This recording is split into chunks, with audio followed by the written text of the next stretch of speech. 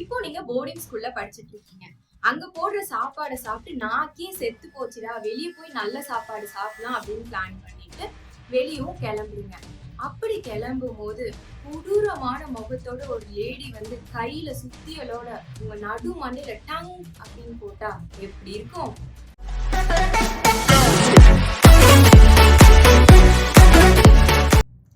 Welcome back to Jeni stories. நாம இந்த வீடியோல என்ன பார்க்க போறோம் அப்படின்னு பாத்தீங்கன்னா, ஈவல் நன்னோட உண்மையான ஸ்டோரி என்ன அப்படின்னு தான் பார்க்க போறோம். அது மட்டும் இல்லாம நஸ்ராத் யார், நஸ்ராத்துக்கு என்ன ஹிஸ்டரி இருக்கு அப்படின்றது எல்லாமே கொஞ்சம் அங்கங்க ப்ரௌஸ் பண்ணிட்டு வந்திருக்கேன். சோ அது எல்லாத்தையும் நம்ம டீடைல்டா இந்த வீடியோல பார்க்கலாம். வாங்க வீடியோக்குள்ள போவோம். ஈவல் நன்னா நம்ம எல்லாருக்கும் ரொம்பவே கொடூரமான சூனியக்காரியா தான் தெரியும். ஆனா அவங்க அதுக்கு முன்னாடி எப்படி இருந்தாங்க அப்படின்னு பாத்தீங்கன்னா, ரொம்பவே இன்டெலிஜென்ட்டான ஸ்மார்ட்டான சயின்டிஸ்டா இருந்திருக்காங்க. அது மட்டும் இல்லாம அவங்களுக்கு அழகான பெண் குழந்தையும் இருந்திருக்கு. அந்த பெண் குழந்தை பேரு எலிசா. அவங்க ரொம்பவே ஹாப்பியா இருந்திருக்காங்க. ஆனா அந்த ஹாப்பினஸ் வந்து ரொம்ப நாளைக்கு நிலைச்சு இல்ல. ஏன் அப்படின்னு பாத்தீங்கன்னா, அவங்க வாழ்ந்து வந்துட்டு இருந்த போலாண்ட்ல வந்து வார் வந்துடுது. அந்த வார்ல நடந்த பாம் பிளாஸ்ட்ல எலிசா இறந்துடுறாங்க. சிஸ்டர் மேட்லின் வந்து அந்த வார்ல இருந்து எப்படியோ தப்பிச்சு போலாண்ட்ல இருந்து யுனைடெட் ஸ்டேட்ஸ்க்கும் வந்துடுறாங்க. இங்க வந்ததுக்கு அப்புறம் அவங்க எல்லாத்தையும் மறந்து ஒரு புது லைஃப் வாழணும் அப்படின்னு நினைச்சு அவங்க ஒரு நன்னாவும் மாறி ஈகிள் ஜூனியர் ஹை ஸ்கூலுங்கிற இடத்துல வேலையும் பாக்குறாங்க. ஆனா நம்ம சிஸ்டர் மேட்லின் நினைச்ச மாதிரி அவங்க லைஃப் அமையல. ஏன்னு பாத்தீங்க அப்படின்னா, அவங்க எவ்வளவு ட்ரை பண்ணியும் அவங்களால அவங்க பொண்ணு எலிசாவை மறக்கவே முடியல. எலிசாவோட நினைவுகள் அடிக்கடி வந்துட்டே இருக்கு. சோ இந்த கட்டத்துலதான் வந்து பாத்தீங்கன்னா, நம்ம சிஸ்டர் மேட்லினோட லைஃப்ல ஒரு பெரிய ட்ராக் சேஞ்ச் ஆகி சாதாரண ஒரு நன்ல இருந்து அவங்க ஒரு ஈவல் நன்னா டிரான்ஸ்பர் ஆகுறாங்க. ஏன்னு பாத்தீங்கன்னா, எவ்வளவுதான் நம்ம மேட்லின் ட்ரை பண்ணாலும் அவங்களால எலிசால அவங்க பொண்ணோட நினைவுகள்ல இருந்து வெளியே வர முடியல. அடிக்கடி எலிசாவோட நினைவுகள் வந்துட்டே இருக்கு. அந்த இடத்துலதான் வந்து பாத்தீங்கன்னா, நம்ம மேட்லினோட லைஃப்ல ஒரு பெரிய ட்ராக் வந்து சேஞ்ச் ஆகி ஒரு நன்ல இருந்து அவங்க ஈவல் நன்னா டிரான்ஸ்பர் ஆகுறாங்க.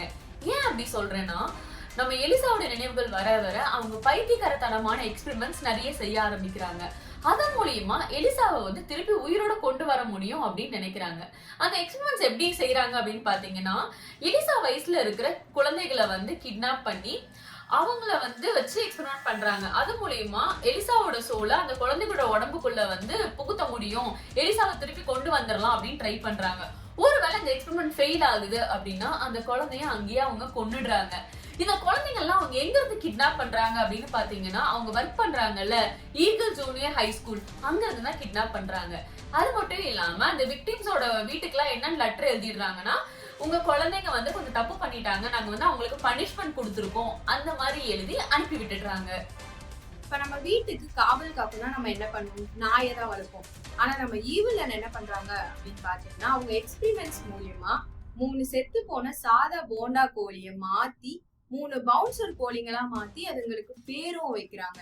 என்ன அப்படின்னு பாத்தீங்கன்னா, கம்மி, மிஸ்டர் சி அண்ட் ரூஸ்டல். இந்த 3 பவுன்சர் கோழிங்க என்ன பண்ணும் அப்படின்னு பாத்தீங்கன்னா, அங்க இருந்து தப்பிக்கிற குழந்தைங்களை பொத்தி புடிச்சு வச்சு பயங்கரமா அலற ஆரம்பிக்கும். இதனால ஈவில் நன்னும் வந்து அந்த குழந்தைங்களை புடிச்சிடுறாங்க. ஆனா இவ்வளவு பவர்ஃபுல்லான 3 பவுன்சர் கோழிங்களையும் வந்து நம்மளால திருப்பி பவர்லெஸ்ஸா மாத்த முடியும். எப்படி அப்படின்னு பாத்தீங்கன்னா, அதுக்குன்னு ஒரு ரெசிபி இருக்கு. அதை செஞ்சு அந்த 3 கோழிங்க மேலயும் தூக்கி போட்டோம்னு நினைச்சுக்கோங்களேன், எப்படி இருந்தனா இப்படி ஆயிட்டேன் அப்படின்னு சொல்லி 3 பவுன்சர் கோழிங்களா இருந்தது பேக் டு நார்மல் போண்டா கோழிங்களாவும் மாறிடும். ஈவில் அண்ட் ட்ரூ எண்டிங்ல பாத்தீங்கன்னா, அந்த 3 போண்டா கோழிங்களையும் அலைக்கா தூக்கிட்டு போய் அந்த கிராஸ் மேல வச்சிருப்போம். அந்த கோழிங்க மேல டங்குன்னு குதிச்சு அந்த கிராஸ் வந்து அப்படியே கீழே விழுந்துடும். கீழே விழுகும் போது அந்த கிராஸ் வந்து தலைகீழ அப்படியே நிற்கும். அதை பார்த்து ஈவில் வந்து கதறி கதறி அழுவாங்க. உடனே வந்து அவங்க பக்கத்துல அந்த நெருப்புல இருந்து ஒரு வினோத கிரியேச்சர் வரும். அதோட பேர் தான் நஸ்ரத். இப்ப நஸ்ராத்தும் ஈவன் நன்னும் என்ன பேசிக்கிறாங்க அப்படின்றதுக்குள்ள போறதுக்கு முன்னாடி நஸ்ராத்னா யாரு அப்படின்றத பார்த்து உள்ள போலாம். பல்லாயிரக்கணக்கான வருஷங்களுக்கு முன்னாடி வந்து கிளவுட் கிங்டம், அதாவது தேவலோகம் அப்படின்னு ஒண்ணு இருந்திருக்கு. அங்க வந்து சன் காட் அப்படின்னு ஒருத்தர் இருந்திருக்காரு. அவங்களுக்கு 2 பசங்க. ஒருத்தர் பேர் வந்து பாத்தீங்கன்னா சன்பீம், அவர் தான் வந்து நஸ்ராத்னு சொல்றோம். அவங்களுக்கு வந்து ஒரு தங்கச்சி, அவங்க பேர் வந்து ரெயின் டிராப். இவங்க 2 பேர் இருந்திருக்காங்க. அந்த உலகத்திலே வந்து பாத்தீங்கன்னா ஒரு புனிதமான ஒரு கோவில் இருந்திருக்கு. அந்த கோவிலோட கதவே யார் திறப்பாங்கன்னு பாத்தீங்கன்னா, நம்ம சன் காட் தான் போய் திறந்து வச்சுட்டு வருவாரு. அப்படி ஒரு தடவை திறக்கும் போதும் இந்த 2 பசங்க சன்பீமா இருக்கட்டும், ரெயின் டிராப்பா இருக்கட்டும், அந்த கோவிலுக்குள்ள போகணும் அப்படின்னு சொல்லிட்டு ரொம்ப முயற்சி பண்ணுவாங்க. ஆனா ஒரு தடவையும் அவங்க அப்பா தடுத்துடுவாரு. தடுக்கும் போது என்ன சொல்லுவாரு அப்படின்னு பாத்தீங்கன்னா, இந்த கோவிலுக்குள்ள போறதுக்கு சில ரூல்ஸ் இருக்கு. இந்த கோவிலுக்கு போறதுக்கான ஏத்த உடையை நீங்க வந்து அணிஞ்சிட்டு வந்தா மட்டும்தான் உள்ள போகணும். நீங்க ப்ராப்பரான க்ளோத்ஸ் இல்லாம உள்ள வரக்கூடாது அப்படின்னு சொல்லிட்டு அவங்கள தடுத்துருவாங்க. சோ இப்படி வந்து அடிக்கடி சொல்லவும் இந்த 2 பசங்களுக்கு சரி ஓகே நம்ம எப்படியாச்சும் அந்த ட்ரெஸ்ஸை கண்டுபிடிச்சிட்டு அந்த ட்ரெஸ்ஸை போட்டுட்டு அந்த கோவிலுக்குள்ள போய் என்ன இருக்குன்னு பாக்கணும் அப்படின்னு ரொம்ப ஆர்வமா இருக்கு. அதனால அங்க எங்க தேடுறாங்க. பட் எவ்வளவு தேடியும் அவங்களுக்கு அந்த ட்ரெஸ் கிடைக்கல. நம்ம சன்வீன் வந்து நஸ்ராத்தாச்சும் சரி ஓகே கிடைக்கலன்னு அந்த தோல்வியை ஒத்துக்கிறாரு. ஆனா ரெயின் டிராப்பால அதை ஏத்துக்க முடியல. உடனே கதறி கதறி அழுகுறாங்க. அழுதுதான் அவங்க சுத்தி இருக்கிறவங்க எல்லாம் என்னன்னா இப்படி அழுகுறாங்க, ஏதாச்சும் பண்ணணும் அப்படின்னு சொல்லிட்டு ஒரு பழைய உட்டன் பாக்ஸ்ல வந்து நிறைய பழைய துணிகளையும் சில மேஜிக்கல் ஸ்னேக்ஸையும் உள்ள போட்டு, முன்னொரு காலத்துல எத்தனையோ வருஷங்களுக்கு முன்னாடி வந்து மனுஷங்க வாழ்ந்தாங்கன்னு ஒரு லேண்ட் இருக்கு.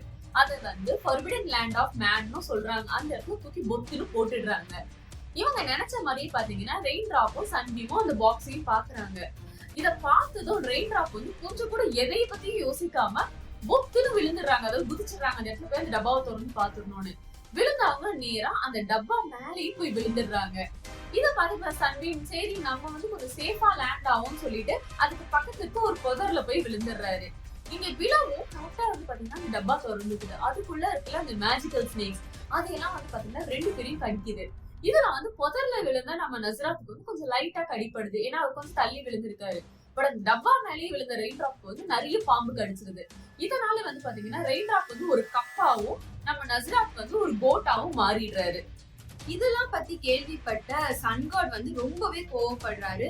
அது மட்டும் இல்லாம அந்த பசங்களை பார்த்து நீங்க பண்ணதுக்கு இதெல்லாம் தேவைதான், நீங்க இதெல்லாம் அனுபவிச்சுதான் ஆகணும், நீங்க வந்து திருப்பி மேலோகத்துக்கு வரணும்னா நீங்களே வழி கண்டுபிடிச்சு வாங்க, நான் உங்களுக்கு எந்த ஹெல்ப்பும் பண்ண மாட்டேன் அப்படின்னு சொல்லிட்டு கோவமா போயிடுறாங்க. அப்படி கொஞ்ச நேரத்துல பாத்தீங்கன்னா எக்கிமா ட்ரைப்ல ஒரு லேடி வந்து ரொம்பவே மன கஷ்டத்துல வந்து நஸ்ரத்தை வேண்டிக்கிறாங்க. ஏன் அப்படின்னு பாத்தீங்கன்னா அவங்க குழந்தைங்க இறந்துட்டாங்க அப்படின்னு. அப்ப நஸ்ரத் வந்து அந்த லேடி கிட்ட என்ன சொல்றாங்க அப்படின்னா, நான் சொல்ற 2 ரூல்ஸை நீங்க தவறாம ஃபாலோ பண்ணீங்கன்னா உங்களோட பசங்க உயிரோட வந்துருவாங்க அப்படின்னு சொல்றாங்க. அந்த ரூல்ஸ் வந்து எவ்வளவுதான் கஷ்டமா இருந்தாலும் அந்த லேடி வந்து அதை செய்ய ஒத்துக்கிறாங்க. ஒத்துக்கிட்டது மட்டும் இல்லாம அதை செஞ்சியும் முடிக்கிறாங்க.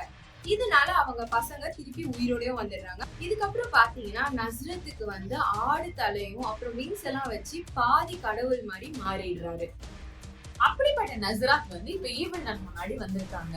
அவர் எதுக்கு வந்தாருன்றது நஸ்ராத்தே சொல்வாரு. என்ன சொல்வாருன்னா, உன்னோட வந்து தாங்க முடியாத இந்த துயரம் வந்து என்ன வந்து எழுப்பி விட்டுருச்சு, அதனாலதான் நான் உன்னையே தேடி இங்க வந்திருக்கேன், என் பேரு நஸ்ராத் அப்படின்னு சொல்றாரு.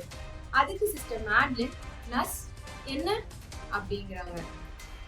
நீ வந்து ஒரு சிறந்த பெண்மணியா இல்ல, ஆனா இப்போ உனக்கு டைம் இருக்கு, நீ வந்து உன்னை திருத்திக்கிட்டு ஒரு நல்ல முன்மாதிரியான ஒரு பெண்மணியா இருக்கிறதுக்கு நான் உனக்கு ஒரு வரத்தையும் தரேன், ஆனா அதுக்கு பதிலா நீ எனக்கு ஒரு விஷயத்த செய்யணும் அப்படின்னு சொல்லி நஸ்ராத் சொல்றாரு. நஸ்ரத்தை பார்த்து சிஸ்டர் மேட்லின் ரொம்பவே ஷாக் ஆயிடுறாங்க.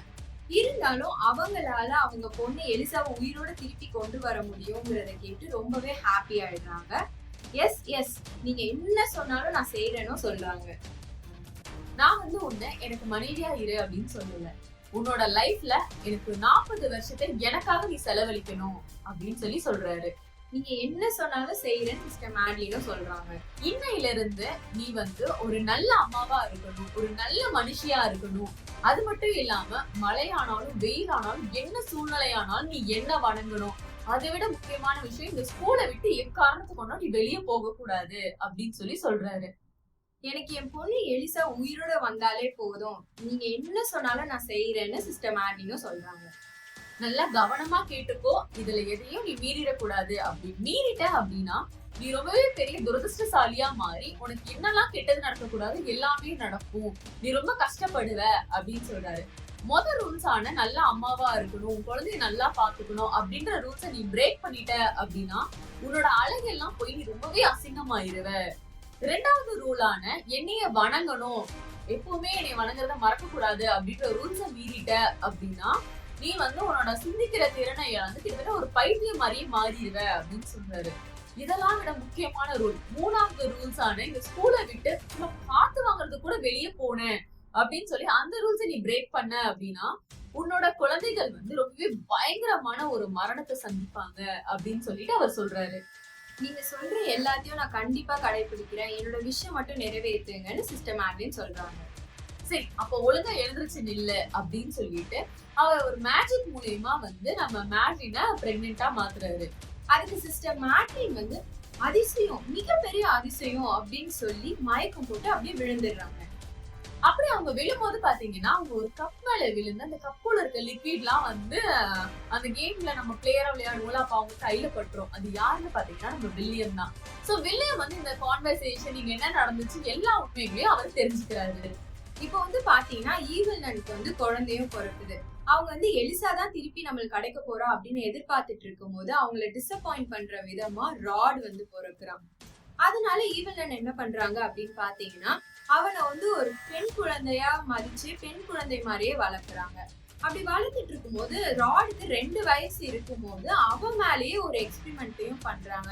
அவங்க எதுக்காக இந்த எக்ஸ்பெரிமெண்ட்டை பண்ணிருப்பாங்கன்றது ஒரு டவுட்டா இருக்கு. ஏன் அப்படின்னு பாத்தீங்கன்னா ஒருவேளை எலிசாவை ராட் மூலியமா திருப்பி கொண்டு வரணும்னு நினைச்சாங்களா, அப்படி இல்லைன்னா எலிசாவோட மெமரிஸ வந்து ராட்குள்ள கொண்டு வரணும்னு நினைச்சாங்களாங்கிறது தெரியல.